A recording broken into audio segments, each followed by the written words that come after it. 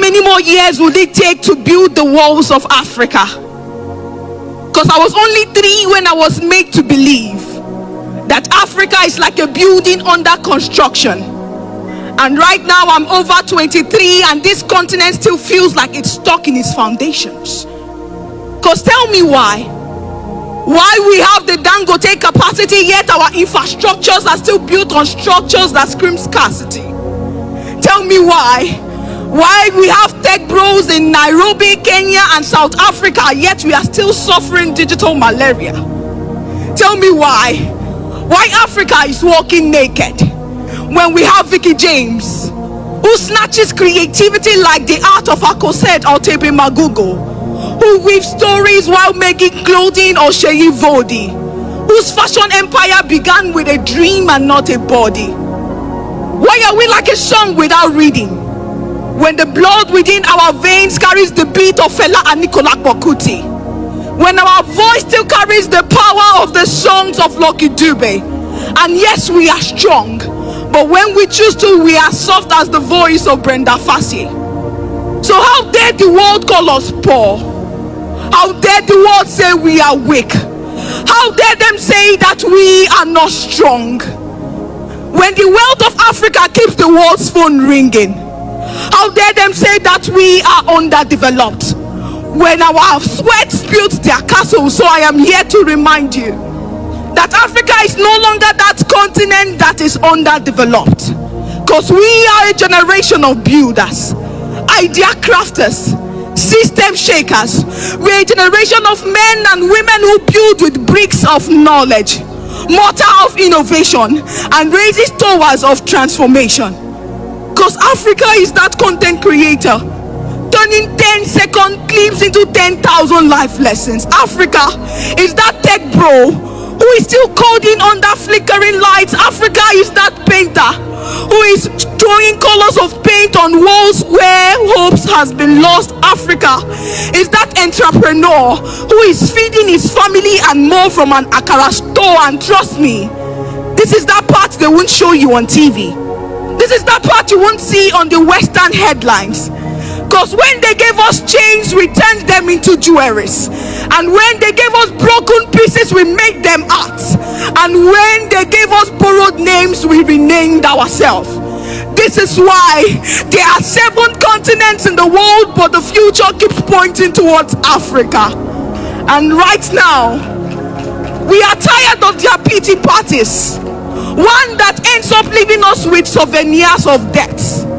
We are tired of borrowing, because we are the mother of civilization, and mothers don't beg, we bet. So right now we are betting the revolution we need, the transformation we stand for, the Africa that we want to see.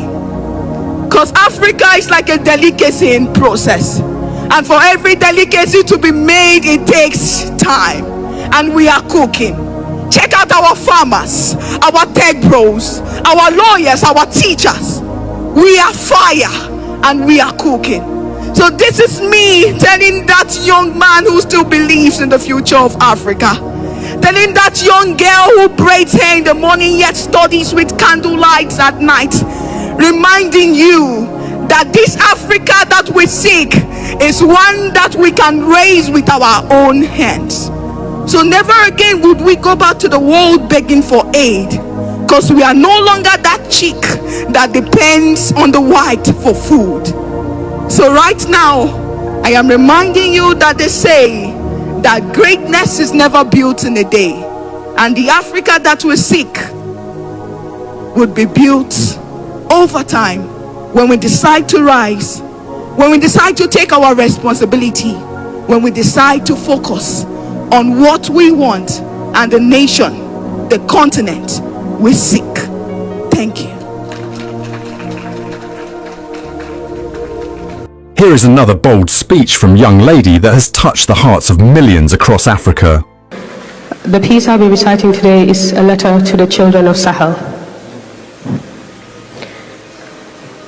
Have you met her? The Sahel. She carries weight, walks with grace, possesses power, homes the most beautiful people. On her shoulders rest her nations, on her lands her minerals. She is beautiful, she is strong, confident, rich and smart. She wouldn't let the chaos fill her mind.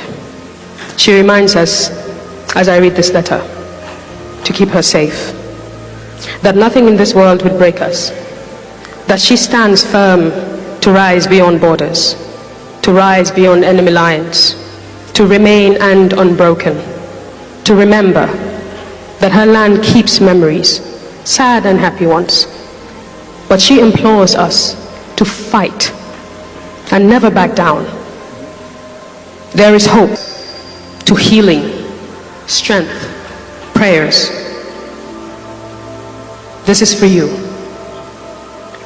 Regardless of shackles, regardless of truths, regardless of lies, regardless of people, this letter is for you. They are children of Sahel. There are many versions of this story, told by many preachers, sculptors, poets. This author will speak. This author will bite, chew, and spit without remorse. This author will open books you've hidden. She will speak of the past, of men and many others before, a place, a region, a continent, a people unified in ambition, integrity, where the soil understood the language of spades. Men had compassion for the weak. Every book had a home, and every pen knew history. Knowledge then laid carpet on every street before your cousin Tim booked 2 hours and burned the library. Men then stood firm with their buckles tight before blades were switched for dresses. You think GMOs could be compared to organics? Don't misinterpret delusion for reality. You talk about wealth. We're the people of Africa, rich in culture, knowledge, minerals like you've never seen before. A system built not on blood and greed, a learned people. Bodies healthy enough to serve a lifetime. Their food wasn't tampered with. They knew technology and architecture too. Does it surprise you? They had laws that served God. It was fair and not disingenuous. A system that distinguishes the wealthy and the needy. Not one that takes a piece of your mind for a piece of your minds. Not one with an invisible hand to rule. Not one built on fiscal illusion and a hidden economy. This should be a better and different governance. Not one with an order for a new world, a game of chess. Betrayal as a peak element, a great hypocrisy to divide and conquer, and oh, they scramble for our lands. And anyone with a shred of knowledge killed them all, except for traditions and language. Everything was taken from us, including our titles of royalty. Now what happens when you strip a people of their history and patch up a new one? Establish a hollow wood to project a Hollywood story. A perfect indoctrination. Introduce human rights right after their genocide. The cover-up. But what is a crown without an honest king? What is a throne without its people? What is vision without reality? What is knowledge without the past? What is advancement without us, without God? What is truth? I'll tell you. Truth is the man executed for being honest. Truth is a child manipulated to believe he's of a different gender. Truth is a man who creates a problem, offers a solution, then seeks for a bonus. Truth is a man who creates a problem.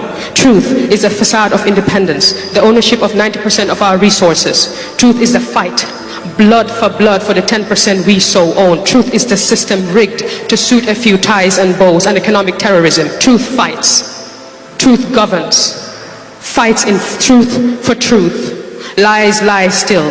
Dressed in political gowns, legislative watches, and leather government shoes, convincing us that subservience is right and exploitation is growth. Lies create middlemen to pursue an agenda. I see lies as a bowl of poison, decorated with ugly power. I see lies as an intrusive thought, hell-bent on punishing my thoughts for thinking right thoughts. I see lies as a soldier working against my mind to dig out God's words in exchange for sinning contracts. Lies aren't always a beautiful picture with sparkles and pearls hanging by your bedroom door.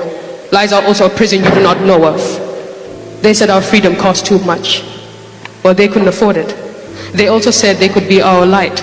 Well, how could they possibly protect us when they hide in the dark? These lies. Listen, how much poison do we take until we can't anymore? What stories are we going to choose to tell? What's our narrative? Our path? Do we tend to live in and for the box like democracy, a beautiful sin? We can't speak the same language because my tongue is tied to the bruises of our past. We need an amendment. The shackles of this prison and the foreseen doom of our future, like a retired body language, I am tired of reading their rules. How are you going to teach me leadership skills when your pillars are broken? How are you going to teach me rights when you can't right the wrongs? When you right the wrongs, when you right the wrongs. God made us locks impenetrable. He made us shadows to walk on all sides but never against us. Take a look at the mirror and tell me you are not beautiful. Understand you're worth more than pricing. Understand. Tell me God made a mistake, and I swear on my life I will look away walking. I won't try to show you how perfectly fitting our Sahel pieces patch their ceilings. You don't need a traveler's guide. You're a map of beauty and riches. Look closely. Like soldier mannequins, find and fight for your people. Like a man and his skin, like a man and his kin. Our way of life is preserved, for without purpose, problems punish people possessed through pleasing. Now hear me. Today, we begin with a step, a revolution. This present day Sahel airs the difference, taking back control of our resources. Wear her like a coat in winter. Have your gold reserves button you up. Tie your suits in your own currency. And as you walk, diplomacy, laws and treachery will follow like a neatly structured disease. Don't look back. Take ownership and walk. Brush off those dusty loans. Pay it all back. No more strings. Cleanse your nation of impurities and unite with better governance. Rebuild, rewrite, and own it. Yours truly, Sahel.